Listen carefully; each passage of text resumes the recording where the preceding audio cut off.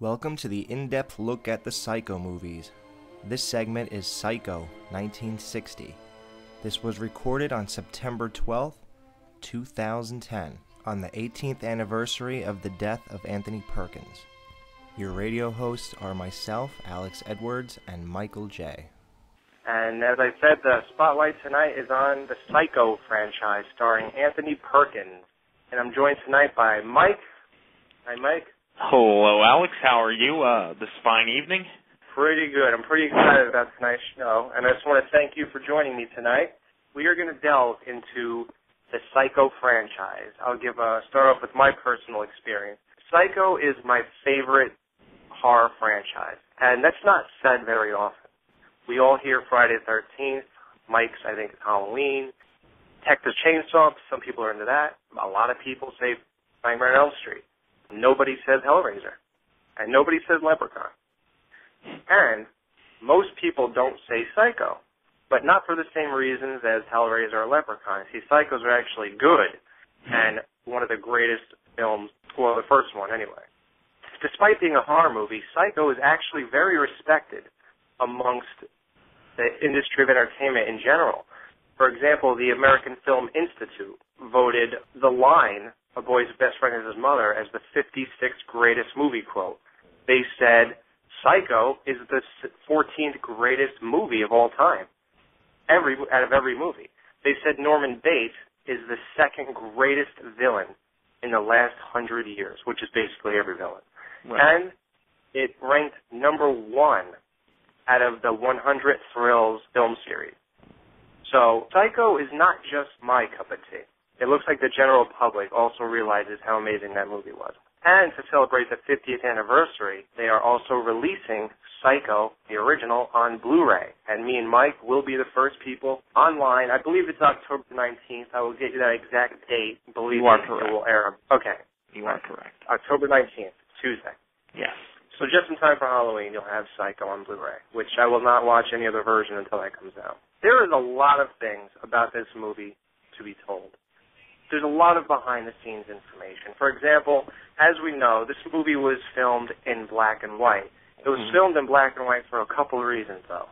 In 1960, Alfred Hitchcock thought it would be too gory, and so in color. So, of course, they wanted to make it black and white. But the other reason, and probably the main reason, is because you wanted to film it for under $1 million. Right. And as we all learned with the movie Clerks, obviously, it does make a huge difference, I guess. If you film it in black and white or in color, it saves a lot of money, and it is the make or break of a lot of the films. This movie was in black and white.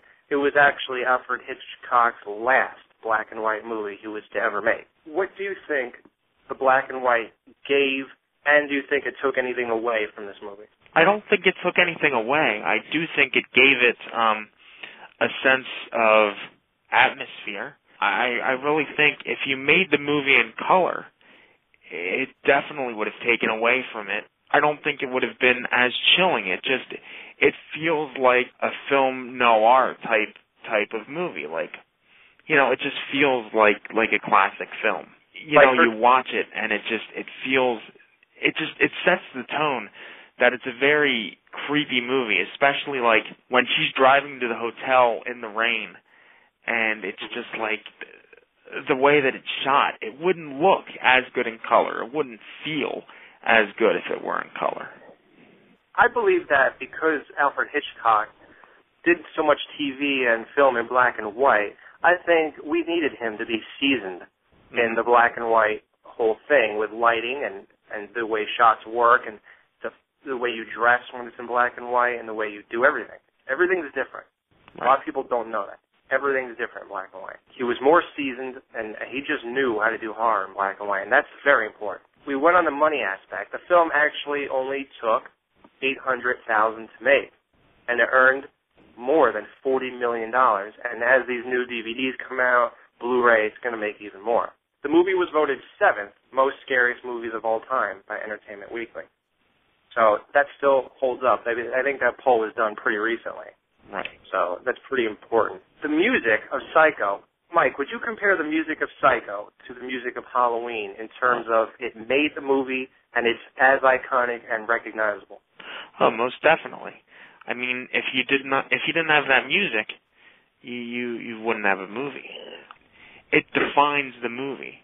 It kind of makes it what it is. You know, sometimes I know you guys are all going to think I'm a creeper, but I'll drive around listening to this music in my car. When I do, I feel like I'm looking through the eyes of Norman Bates. I feel like I'm him sometimes because the music pulls me in so much that you actually see through his eyes and you understand his logic. And as crazy as he is, you actually feel a comfort being in that lost, crazy state of mind. Maybe normal people don't, but I do. And I get a little more into things that I'm passionate about, so I'll do things like that. And what's interesting about the music, it was all done by Bernard Herrmann, all on strings.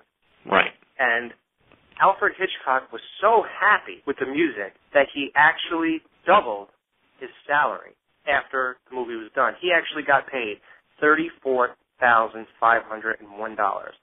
doing that music, and he was supposed to make half of that.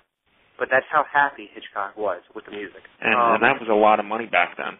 Well, Norman Bates, Anthony Perkins, made $40,000 for that whole role. This guy got $34,000. Now, just so you know, isn't it kind of strange that Anthony Perkins was paid the same sum of money that Marion Crane stole? Yeah, that is definitely ironic. And the soundtrack for the movie also is ranked number 4 from American Film Institute. So this movie just gets high marks all over the place. It's unbelievable. You would believe something like that because there's so much was put into this that the shower scene alone had over 90 splices in it. Right. And it took a full week to shoot that shower scene. She was hired to work for 3 weeks on Psycho. Guess where one of those weeks were spent? Was in the shower. Yeah. Yeah. And she had a body double. Oh yeah, I believe that. And I'm sure that they took every precaution, not to show nudity in the way that they shot it. And I also heard that for the knife stab, they used a watermelon. Off camera, somebody stabbed a watermelon. Yeah, that's the sound. That's right. Yeah. So basically, I just want to fill everybody in. There's so much to this movie. If you've seen any documentaries, you'd all see it was the first American film, ever to show a toilet bowl in a movie. In 1960, that never happened. Now, there's a lot of reasons why that happened, though. And it was the first toilet bowl flushing as well. It goes hand in hand.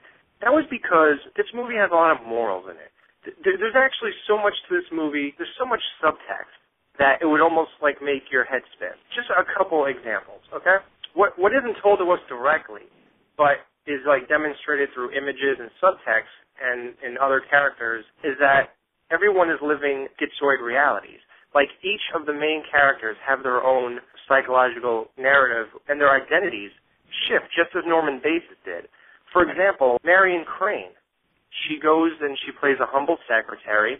Then all of a sudden she has another dual identity where she's sneaking around with Sam at lunchtime, having sex with him and not having a respectable relationship. And then she's also a thief and an embezzler and a sneak. She plays different identities. It's weird because everybody in the film kind of does that. Right. So, excuse me real quick, though. So do you think that that's why she ended up getting killed? Do you think that this was really the beginning of, the morality play in horror films where, she got killed because she was an embezzler and kind of an adulteress and things like that? Think of it like this.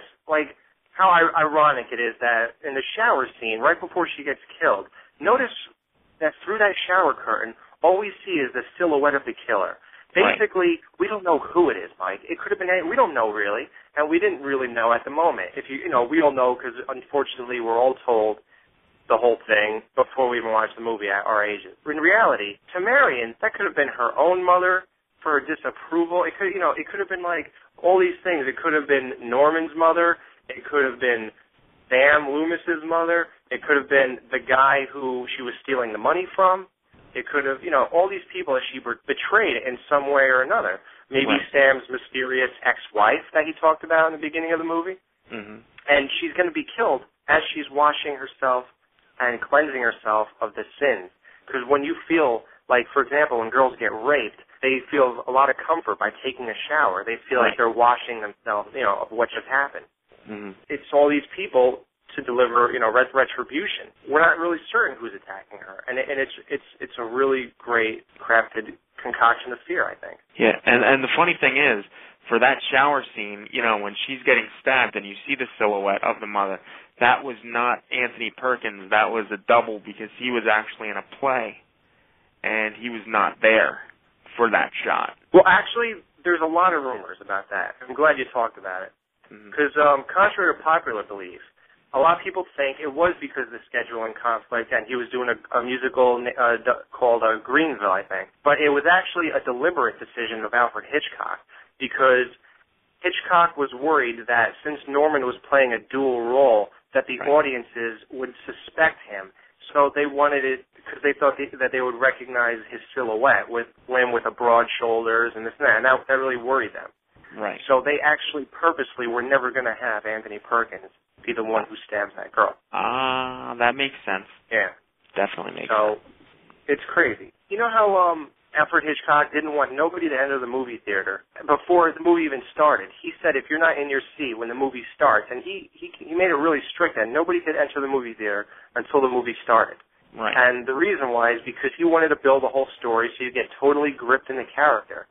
And then when she gets killed in the first, 40 minutes or so, you're completely shocked. Right. So what he actually did to even further the whole mystery, because you weren't even supposed to know that it was Norman.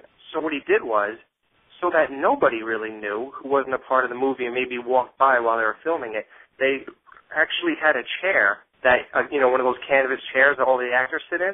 Right. And on the back it said Mrs. Bates. Ah. So that nobody knew that there wasn't a separate person, a separate character, and you thought that Mrs. Bates really was the killer. Right. So many things went into this movie. So how do you feel, Mike, like when you first saw this movie and you saw the main character of the movie get killed, and of course we all, in our minds, we switch over to Norman afterwards, of course. Did it do what it was supposed to do? You were supposed to wonder, is the cop going to find her? Is he going to trail her down? You were supposed to wonder, is she going to go to Sam? Is she going to meet up with him? Are they going to live this life? Are they going to do this and that? All of a sudden, bam. You don't even exist no more. Goodbye. Instead of just random kids getting knocked off, like in all these newer movies, and we have no real ties, and their life was pretty meaningless, when you give meaning to somebody's life, and it was going somewhere, and all of a sudden it all just comes to an abrupt end, you're like, whoa, what the hell? Mm-hmm. Is that how you felt? Well, see, my initial thought, and remember, I saw this for the first time when I was very young, probably, I would say 8 or 9, probably the first time I saw it. And I remember when that happened, I felt, where are they going from here? Because you kill off the main character, the heroine of the film, and it's like, where are you going to go? Where are you going to take this? And obviously, what they did, the search for the missing girl, which I guess you knew was going to happen because she, as you said, embezzled $40,000. Yeah, she had people looking for her. Right. Yeah. Bad choice to kill. Bad choice of Norman. Mm-hmm. But of course he didn't know, so we can't say that. The turning point of the film, where she gets killed, Norman cleans her up, but we still believe his mother did it. Because he said, "Mother, blood, blood." Mm-hmm. Comes down, he looks shocked when he sees her in the bathtub or wherever, laying halfway out, cleans her up, and dumps her body off. Now, Norman's still doing something wrong. He's covering up for his mother in our eyes at this point. However, we begin to take his side of things when that car gets pushed into that swamp and it stops going down and some of that car is still sticking up. Yeah. And we're all like, oh, God, go down, go down, go down. Mm-hmm. And then you say to yourself, wait a minute, wait, why do we want to, Why are we cheering for an accessory to murder at that point? Right. And Alfred Hitchcock is so smart that the way to make us join Norman's side is to not have the car go down, and then all of a sudden even we want him to get away with it. Right. Bam. Now Norman is our guy. And that's how you invest yourself. He knew how to invest us in the characters, and that was very, very well done. Very good choice. Now let's talk about Norman's relationship with his mother. Well, here's one obvious clarification of the relationship. Well, a boy's best friend is his mother. However, when you watch the subsequent films, we don't really feel that way, if you know what I mean. Oh, definitely not. Yeah. That's strange. But we won't talk about that yet. Yeah. Very interesting how the whole explanation at the end. See, I want to wrap this up because I was trying to get a half hour for each movie. Right. Okay, well, I just want to say one of the great lines. I did make a note of this. One of my favorite lines was when Norman says, "The fire will go out. It'll be cold and damp like a grave. Her room if he abandons her, and you can never get out. People scratch and claw because they're in their own traps and only at the air, only at each other. And for all their efforts, they never budge an inch." And that was one of the greatest lines, I think, of horror movies. Very well written. I felt that way a lot of times in my own life. It was definitely a great line. Very powerful. Yeah, the writing of this movie is just as powerful as the cinematography, the music, and the whole thing. Mm-hmm. Definitely. So how did you feel about the explanation at the very end when they, psychologists talk to Norman, he comes back in and he explains everything? Well, at that point, you just, everything is kind of handed to the viewer. It makes you feel like for the last hour and 44 minutes, I believe it is, that you were on this wild ride inside the mind of a deeply disturbed individual, and who at the end, when we leave him and he's in the cell, at that point he's totally insane. He's totally lost it. Do you begin to feel sympathy for Norman at that point? And now do you feel like he really didn't kill anybody? He's just crazy. And do you begin to sympathize with the insanity plea? In that sense, yes, because, look, he really was out of his mind. He really did believe that he was a different person. He believed he was his mother. Right. That's the bottom line. So you got to feel sorry for that. You really do. And just in case anybody doesn't know, the technical condition Norman Bates has is dissociative identity disorder. That is it for the in-depth look at Psycho 1960. Be sure to check out the next segment, the in-depth look at Psycho 2.